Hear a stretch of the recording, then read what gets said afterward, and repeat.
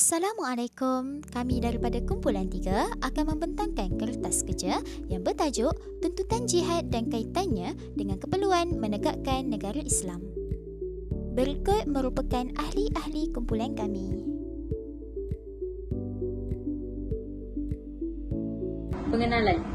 Maka janganlah kamu mengikuti orang-orang kafir dan berjuanglah dengan Al-Quran dengan jihad yang besar. Surah Al-Furqan ayat 52. Definisi jihad. Menurut laman web Pejabat Mufti Wilayah Persekutuan, jihad dari segi bahasa berasal dari kalimah jimhadal yang membawa maksud menghadapi kesusahan dan mengerah tenaga. Manakala jihad dari segi istilah dari pandangan Al-Kasani, jihad bermaksud mengerah sepenuh kemampuan untuk berjuang pada jalan Allah SWT dengan nyawa, harta, lisan dan lain-lain. Menurut Kamus Dewan Bahasa edisi keempat, jihad bermaksud usaha yang bersungguh-sungguh untuk mencapai kebaikan yang diredai Allah. Hukum jihad. Hukum jihad terbahagi kepada dua, iaitu fardu kifayah. Umat Islam perlu bersiap sedia menjaga keamanan negara daripada kekacauan, pemberontakan dan pencerobohan musuh ketika suasana negara aman.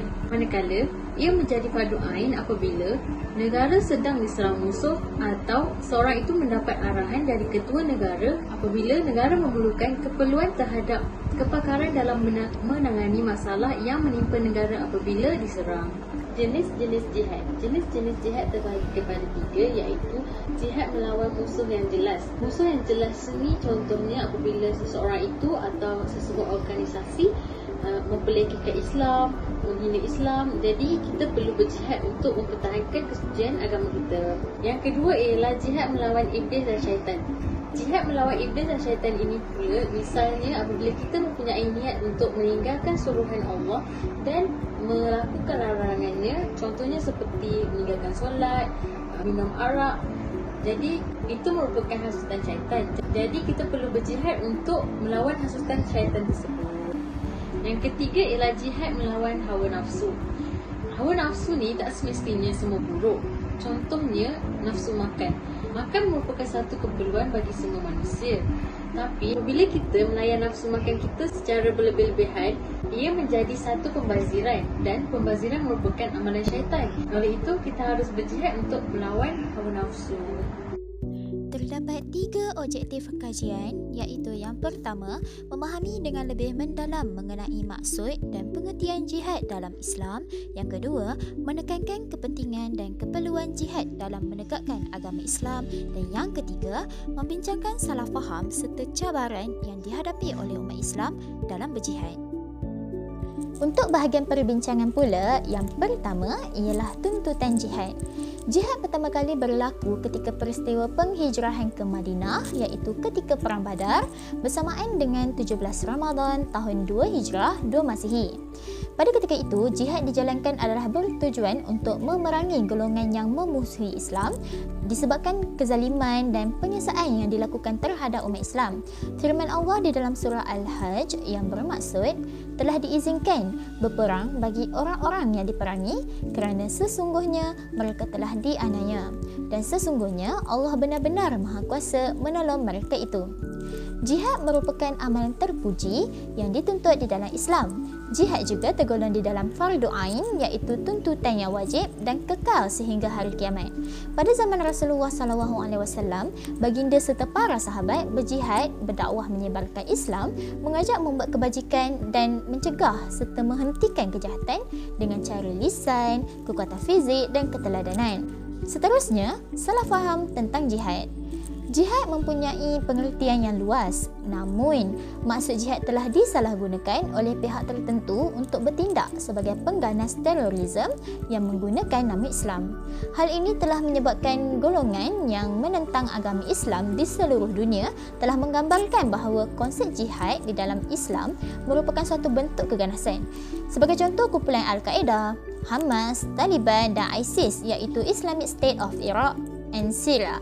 Malah terdapat segelintir rakyat Malaysia dalam kalangan anak muda yang terpengaruh dengan ajaran dan konsep yang diamalkan oleh kumpulan ini. Baiklah, seterusnya kepentingan jihad. Jihad penting untuk membela diri dan nasib kaum muslimin daripada kezaliman dan penganiayaan pihak musuh. Ini juga termasuklah jihad untuk mengusir para penceroboh dan penjajah yang merampas negara atau kawasan kaum muslimin. Penindasan juga termasuk dalam pencabulan hak-hak asasi manusia yang beragama Islam. Selain itu, perlunya jihad adalah untuk mempertahankan Islam dan ajarannya, iaitu dengan membanterai sembarang pergerakan, usaha dan rancangan untuk memutarbelikkan ajaran Islam atau menghancurkan akidah kaum muslimin. Malah dengan jihad, syiar Islam dapat diluaskan dan sekiranya dakwah secara aman tidak dapat dijalankan, maka caranya adalah dengan berperang. Jihad juga penting dalam membina ummah yang terbaik dalam segala aspek, antaranya akhlak, ekonomi, sosial, politik serta pendidikan. Sebab itu, kepentingan jihad dalam menegakkan negara Islam adalah untuk menjaga serta mengukuhkan akidah dan menghilangkan segala yang mencemarkan keindahannya. Jihad juga boleh dilakukan dalam bentuk khutbah, aktiviti kurikular, media massa serta hiburan yang bertujuan untuk menyemai akhlak dan adab dalam diri umat Islam, terutama golongan remaja pada masa kini. Seperti yang diketahui, jihad bukan sahaja boleh dilakukan dalam bentuk peperangan, malah jihad juga boleh dilakukan dari segi aspek perbuatan manusia yang berniat di jalan Allah. Selanjutnya, berkenaan dengan cabaran dalam berjihad. Cabaran yang pertama ialah normalisasi budaya politik dan budaya songsang. Hubungan antara negara Islam dengan negara Israel adalah luar biasa disebabkan perbuatan Zionis Yahudi yang merampas bumi Palestin. Namun demikian, apa yang berlaku pada hari ini adalah satu agenda tersusun yang dirangka oleh musuh Islam bagi menormalkan hubungan negara Islam dengan Israel. Beberapa negara Islam, khususnya negara Arab, telah mengisytiharkan hubungan diplomatik dengan Israel. Pengiktirafan negara Israel ibarat meredoi bumi umat Islam yang dirampas. Oleh itu, perbuatan negara Arab sendiri telah menjadikan ia satu cabaran dan halangan kepada umat Islam untuk berjihad mempertahankan maruah dan negara Islam itu sendiri.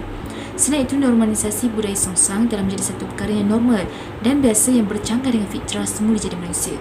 Dalam konteks ini, golongan LGBT telah diangkat dan disanjung.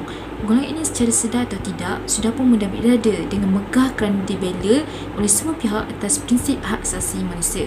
Tidak salah sekiranya kita ingin mendekati bagi tujuan membimbing, namun bukan tujuan untuk menyokong dan mengangkat golongan ini sebagai ikon dalam masyarakat. Yang kedua pula ialah penjajahan istilah. Musuh-musuh Islam telah menggunakan alat-alatnya untuk menjajah pemikiran manusia dengan menggunakan peranti media massa. Oleh itu, muncul pelbagai istilah terhadap Islam yang sengaja diwujudkan untuk menyekat kebangkitan jihad umat Islam. Sebahagian daripada istilah ini dijadikan peluru untuk menjauhkan masyarakat Islam terhadap orang Islam, seperti istilah Islam terorisme yang telah melahirkan Islamofobia di negara barat.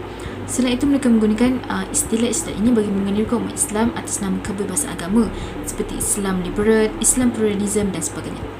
Kesimpulannya, konsep jihad adalah luas yang dapat membawa banyak pengertian, antaranya jihad melawan nafsu, menuntut ilmu, mempertahankan negara Islam dan sebagainya. Ia dapat dilakukan melalui pengorbanan harta benda, kekuatan fizikal, tenaga, bahkan buah fikiran. Oleh itu, konsep jihad perlulah difahami supaya masyarakat tidak terpengaruh dengan anasi luar yang cuba mengambil kesempatan bagi memburukkan nama Islam melalui konsep jihad.